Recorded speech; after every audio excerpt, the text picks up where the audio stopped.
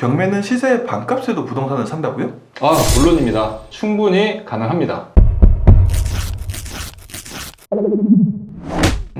사실 경매라고 해서 모든 부동산을 시세의 반값에 구입할 수 있다라고 좀 보기는 어렵습니다. 이유는 경매가 대중화되었고 인터넷 보면은 각종 정보가 공개가 되어 있기 때문이죠. 하지만 경매는 시세보다 저렴하게 구입하는 것이 제1의 목적이고요. 여러분도 그렇게 꼭 하셔야 합니다. 그럼 반값에 구입할 수 있는 방법은 없다고요? 방법은 있습니다. 권리 분석에 하자가 있어 보이거나 남들이 어려워서 접근하지 않는 그런 물건들을 정상적인 물건으로 돌릴 수만 있다면 충분히 가능하죠. 정상적으로? 어떻게요? 예를 들자면? 예를 들어서 제가 한 3가지 정도를 말씀을 드릴게요. 첫 번째 한 가지는요, 대항력 있어 보이는 가장 임차인을 밝혀내는 것이죠. 경매 사건에서 보증금을 인수해야 할 것으로 보이는 임차인이 있는데 아무 정보도 없다. 그러면 그 임차인의 보증금이 1억인지 2억인지 10억인지 전혀 알 수가 없겠죠. 그렇게 되면 함부로 입찰할 수 없기 때문에 낙찰 가격은 어떻게 될까요? 떨어지겠죠? 그렇죠. 계속 떨어질 수밖에 없습니다. 그럼 이 상황에서 내가 인수해야 할 금액이 얼마인지만 알면은 남들보다 싸게 매입할 수 있는 기회를 찾을 수가 있습니다. 근데 그걸 누가 알려주나요? 그런 정보를 누구나 쉽게 알려주지는 않겠죠. 그렇기 때문에 그때부터는 여러분의 노하우가 발휘되어야 합니다. 노하우요? 그럼 뭐 채권자라도 찾아가야 되나요? 채권자가 이제 대부분 은행이기 때문에 많은 분들이 은행에 물어보면 되지 않을까 이렇게 생각하기도 하는데요. 실질적으로 이 개인정보 보호 때문에 은행을 찾아가도 별다른 정보를 얻기는 쉽지 않습니다. 사실 제가 어떤 은행에서 강의를 할 때 여신관리부에 있는 그 직원과 잠깐 얘기를 한 적이 있었는데요. 임차보증금 알 수 없는 임차인에 대해서 좀 찾아가면 알려줄 수 있겠느냐 그랬더니 절대 불가능하다라고 말씀을 하더라고요. 왜냐면 개인정보 보호가 워낙 강화되어 있기 때문에 그런 걸 함부로 누설하면은 이제 자기 직장 지위가 불안해지기 때문에 여러분들이 은행을 찾아간다 하더라도 그런 정보는 알기가 쉽지 않을 겁니다. 그럼 보증금과 관련된 정보는 어디서도 얻을 수가 없는 건가요?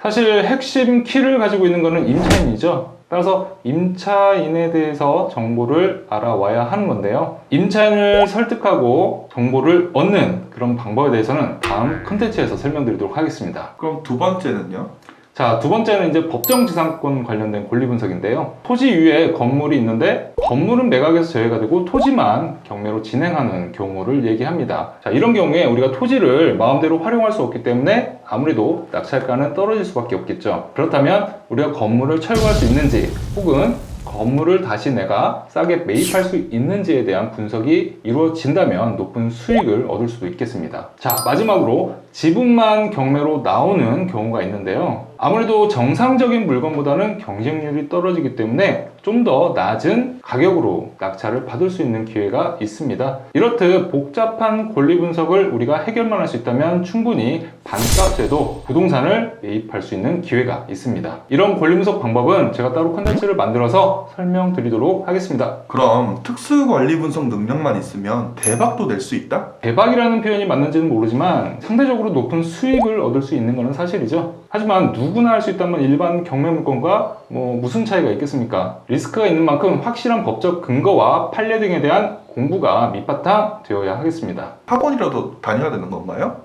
우리가 경매를 왜 합니까? 특수권리 분석의 해결사가 되려고 박사학위를 따려고 하는 것은 아니잖아요. 앞에서 말한 특수권리 분석은 여러분들이 좀 더 전문적인 지식을 갖추고 많은 경험이 축적된 후에 해도 늦지 않고요. 여러분들이 경매를 하는 이유는 간단합니다.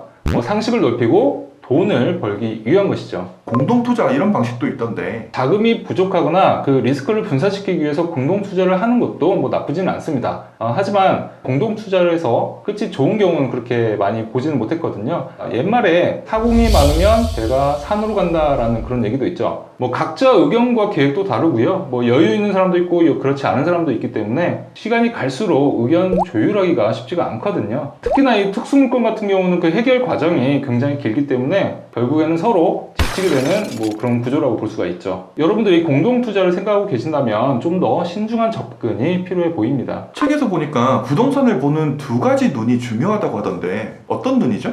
일반적인 경매 사건에서 수익을 내기 위해서는 선관과 예지안이 필요합니다. 선관은 말 그대로 좋은 물건을 찾아야 되는 눈, 예지안은 미래를 예측할 수 있는 눈을 얘기하는 거죠. 그럼 선구안의 핵심 요소는 어떤 게 있어요?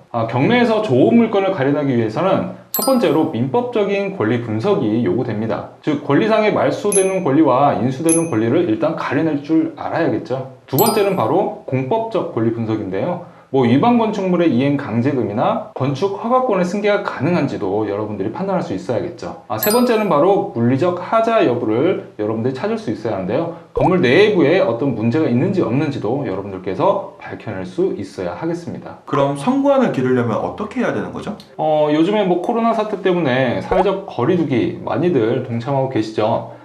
댁에 계시는 동안에 이런 경매 관련 책들, 빅데이터 경매 분석이면 더 좋겠죠.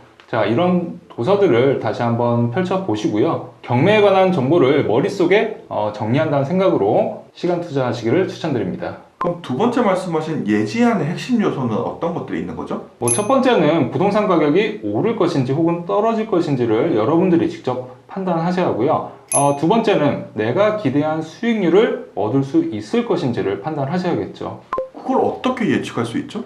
제가 소개하는 이 빅데이터 경매 분석 책을 보시면 오르는 아파트 찾는 방법, 단독주택에서 시세 차익 얻는 방법, 상가 선별하는 방법 등이 소개되고 있으니까요. 제가 차근차근 여러분들께 알려드리도록 하겠습니다. 오늘은 안 알려주실 건가요?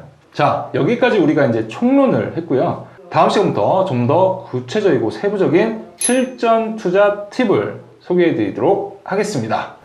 기대해 주세요.